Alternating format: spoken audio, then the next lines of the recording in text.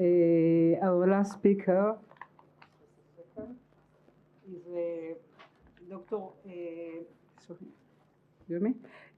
Dr.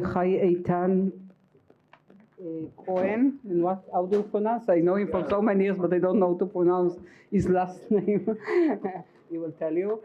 He's a Turkey expert at the Jerusalem Institute of Strategy and Security and the Moshe Dayan Center for Middle Eastern and African Studies at Tel Aviv University. He received his doctorate from Tel Aviv University School of History and is lecturer at the same institution as well as in the Hebrew University at Jerusalem, Ariel University, and Ben Gurion University. Dr. Cohen is the editor of Turkiscope, Insight on Turkish Affairs. In May 2015, he was awarded with Dan David Prize Scholarship for the category of past retrieving the past. He is the author of the Evolution of Turkish School textbook from Ataturk to Erdogan from Lexington's book. And I think a very interesting point will be to start with what Ambassador Inachlein mentioned before, that Turkey now have like 42 embassies all over. It's a new phenomena, and I think it's a nice 43. Okay, so please continue from there. Thank you very much. If you allow me, I would like to use a PowerPoint presentation, and it's here. All right, so I hope you can see. First of all, thank you very much for having me on this distinguished platform. My name is Chai. I'm affiliated with the Moshe Dayan Center as well as Jerusalem Institute for Strategy and Security, and I was born and raised in Turkey. So today I would like to provide you a Turkish angle regarding the Turkey's penetration in the continent. First of all, on paper, the Turkey's declaration of intention, right, to penetrate into Africa was declared in 1998. However, nothing has been done concrete until Erdogan's arrival.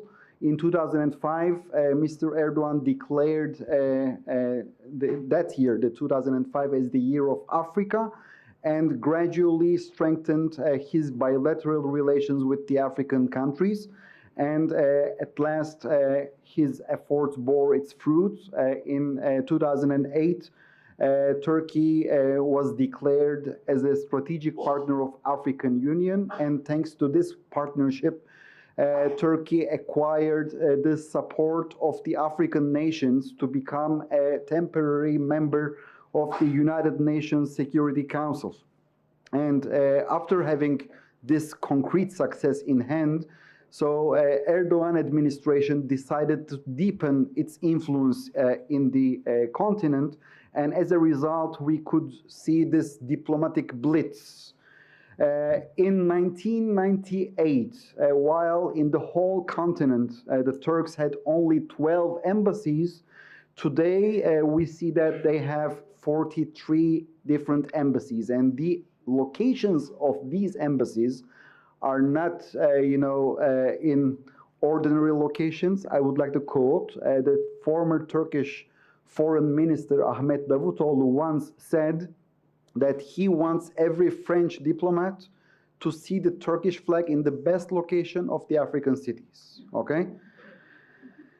Yes, so we should ask the question, what differs Turkey from the other actors? And Turkey, once upon a time in the Ottoman days, of course, was controlling the North African shores, and even according to some historians, it even penetrated into down from Egypt to Sudan and even to Somalia.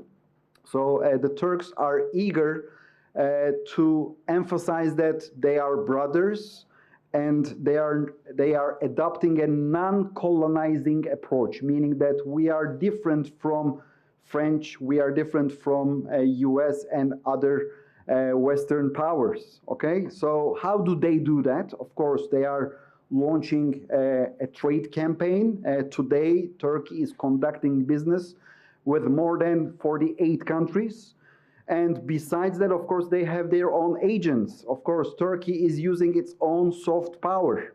If we are talking about soft power, of course, we should speak about the Directorate of Religious Affairs, the Diyanet, the Turkish Red Crescent, the Islamist NGOs, the very famous Maarif Foundation, the Education Foundation, and the Turkish Cooperation and Coordination Agency, the TİKA, and the last but not the least, of course, the Turkish Airlines. As you know, their slogan is, we fly to more destinations than any other airline in the world. So if Turkey is providing so much, so of course, this is the soft power dimension. Now we also have to speak about the hard power, the muscle power. And in this regard, we began to see that Turks are penetrating, especially in two different locations, in Libya and in Somalia. And of course, they are also increasing their cooperation with Ethiopia. So let's speak about Turkey's drone policy. I assume that you all heard about the Bayraktar UAVs that became the superstars of the Turkish usage in Syria against the PKK, PYD-YPG, or Azerbaijan used it against Armenia. The Ukrainians are using it still against Russia. And of course, these are very cheap compared to other UAVs from Israel or American technology. These UAVs are considered very cheap. And there is also another huge plus. The provider is not asking any questions, why are you using them, and to whom against you are going to use them. So if your government, is accused of some humanitarian right abuses and other accusations, so the Turks are not asking anything. So it's a win-win situation. It's cheaper. The provider is not asking any questions. So we began to see the penetration of these UAVs, this drone diplomacy. Turkey began to catapult its influence in the region, especially starting with 2021 Africa tour of Mr. Erdogan. He emphasized that there is a great African demand in the Turkish UAVs. And also we saw the immediate result in the Ethiopian conflict. You may remember that in Ethiopia, there was a conflict between the Tigray People's Liberation Front and the Ethiopian government between 2020 and 2022. And in this regard, in 2021, the Ethiopian government under Abiy Ahmed signed a military cooperation agreement with Mr. Erdogan's Turkey, and as a result, Turkey began to provide these UAVs to Ethiopia. And since the Tigrays, they lacked this electronic warfare engines to cope with this Bayraktar threat, the Ethiopians managed to defeat the Tigrays. Okay, so of course, this created, we can say, a very good example for the Turkish exports. And as a result, we began to see Djibouti, Somalia, Libya, Niger, Morocco, Togo, Ethiopia, right? They all began to buy the Turkish-built, the Turkish-made UAVs. And, besides these UAVs, we also have to speak about the Turkish armed vehicles, the Kirpi, okay, the Sahel countries, Burkina Faso, Chad, Mali, Mauritania, Nigeria and Niger, they are very much interested in buying these weapons. And of course, it's not only the drone diplomacy. Turkey is building airports, like there are 5 important Turkish companies, Cengiz, Limak, Kalyon, Kolin, and Makyol, which are all considered as Mr. Erdogan's very close associates. And of course, if we are speaking about Turkey's penetration in Somalia, let's speak about, in Africa, let's speak about Somalia. It was 2011 when no country in the world was speaking and doing nothing about Somalia. Mr. Erdogan was the only one who went there, visited there together with his families. And when I saw the interviews of the Somalian people, they are saying that he touched our hearts. He did not behave us like the other countries behaved us. He really gave us the feeling that we are his brothers and we are having a very respected relationship. And as a result, first of all, instead of trying to get immediate profit from this venture, the Turks began to invest in Somalia. Of course, when you compare this investment with the UAEs or Chinese, it's very modest, but still it's a huge investment in the eyes of the Turkish budget. And approximately $1 billion were invested in Somalia. With this money, Turkey built infrastructure projects, a hospital which was named after Erdogan, of course, education, schools, transportation, security, etc. And of course, Mogadishu International Airport was reopened. Turkish Airlines began to launch direct flights to Somalia. And it's not only the airport, Turkey also inaugurated the seaport of Somalia. And when we are looking at Africa at large, it's not only Somalia, Turkey is also today operating the seaport of Conakry in Guinea and Takoradi in Ghana. And let me also speak about Turkey's military penetration in Somalia. You're seeing here the biggest military base of Turkey outside of Turkey, stationed in Somalia. They brought their Turkish tanks, UAVs, and nowadays also the Turkish fleet is patrolling there. They are training the local Somalian army, and they have also selected an elite division called the Gorgor, which means eagles in Somali language. These people are trained also in Somalia, and they are also brought to Turkey. When they are brought to Turkey, they are not only trained with military, but they learn the Turkish language. This is super important. For 6 months, they are getting Turkish education, also in terms of culture, also in terms of language. And when these people are going back to their home country, in the future, they will become the decision makers. So Turkey is also investing in the future generations, that they are investing in these people, and they will communicate with them in the Turkish language and not in English, for instance. Okay, this is very important. In 2024, Turkey also signed a defense and economic cooperation treaty with Somalia. You're seeing these Kirpi vehicles. These were provided to Somalian army. From time to time, the Somalian army is engaging in fight against the Al-Shabaab, the terrorist organization. And of course, the Al-Shabaab also conducted a suicide attack against the Turkish embassy, killing a Turkish officer there. So it's very challenging. But this particular treaty that was signed between Somalia and Turkey was more designed to safeguard Somalia's interests vis-a-vis Ethiopia, because Ethiopia, parallel to the Turkish-Somalian rapprochement, we happen to see that Ethiopians signed a treaty with the Somaliland. I assume that you're all familiar with Somaliland. So to have an access to the Berbera port here, as you can see here, this is the landlocked Ethiopia. This is Somaliland, and this is the Berbera port. And since Ethiopia is landlocked, thanks to Somaliland, they have a bridgehead to the sea.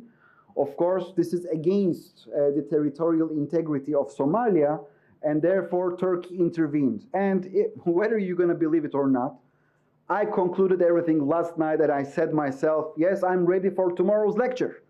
But Turkey's foreign minister thought different way, and he had a press conference. And you know, after it was like 11:45, I go back to my desk and I had to put this picture into my PowerPoint presentation to make it more updated for you, okay? So as people say in Turkey, all included in our business, right? As you can see here, the Turkish foreign minister, together with his Somalian and Ethiopian counterparts, Selassie and Fiki, he declared that the two countries are signing a memorandum of understanding to overcome their differences. So Turkey became an arbiter between the two countries, and yes, they did it. They did it, and they are becoming a very key actor. And not only that, they are also taking part in energy sector. In 2020. Turkey signed an energy treaty with Somalia to discover hydrocarbon reserves, and it may cause a headache for Kenya government because there are some disagreements in the sharing of these natural bounties. Besides that, let's also speak about Libya. I assume that you all know that Turkey intervened in Libyan civil war starting with 2020, but beforehand in 2019, Turkey, I will come to this, Turkey and the Libyan government of national accord, they signed a maritime delimitation agreement. This is crucial. Why is it crucial? Let me show you, let me go next to the map, okay? Here you're seeing the Libyan shores, and here you're seeing the Turkish shores, okay? Here is the Israeli coast. This is the parcels that were declared by Republic of Cyprus. And the purple area was declared by the Turkish Republic of Northern Cyprus, which lacks legitimacy. So, as you know, there is a project called EastMed. The EastMed project, you know, from Israel, there should go to with a pipeline. A pipeline should go to the southern Cyprus, to the Republic of Cyprus. From there, we should go to Crete. Crete is here, so this is road, right? And from Crete, we should go to the mainland Greece, and then to Europe. So where is Turkey? Turkey was bypassed. So what should Turkey do to cut this pipeline in the middle? Therefore, they signed a maritime delimitation agreement with Libya, and they ignored this huge island of Crete, and then they ignored the Rhodes Island, because Turkey is not a signatory of United Nations Convention Law of the Seas, which was enacted in 1982, okay, and it disregards the sovereignty of islands, continental shelves, okay? Therefore, Turkey is always looking at the mainland. And together with this agreement, Turkey signed it with the government of national accord of Libya. They cut the geographical contiguity of EastMed project from Israel to Greece, okay? And of course, to make it function, you should need a functioning government in Libya. And therefore, they began to send lots of weaponry to Libya, and with ghost ships. Later, after this lecture, I advise you strongly, Google this documentary. It's very short, like half an hour, 40 minutes. It's something incredible that you're gonna see that Turkey is sending ships, of course, sent the ships, especially two ships named Bana and Ana, two different ships, loaded with lots of military vehicles, including anti-air ones and armored vehicles, etc. And they could save this government of national accord from being defeated, so that they could safeguard this agreement. And of course, for what? For the blue homeland military doctrine of Turkey. Look at Turkey's map once again. This is the Aegean Sea. And all of the islands that you're seeing here are the Greek islands turned into Greek enclaves in the Aegean Sea. okay, because Turkey is calculating it from the mainland, okay? So therefore, to have a naval border with Libya, they involved in the Libyan war, and of course, how did they do that? Besides their military, they also sent their Wagner, which is Sadat, okay? And since we are in Israel, I only would like to tell you that the head of Sadat is not a big fan of Israel. Please look at the logo of Sadat, and you can see that we are all painted green, right? I cannot see there any blue. So thank you very much for having me, and enjoy.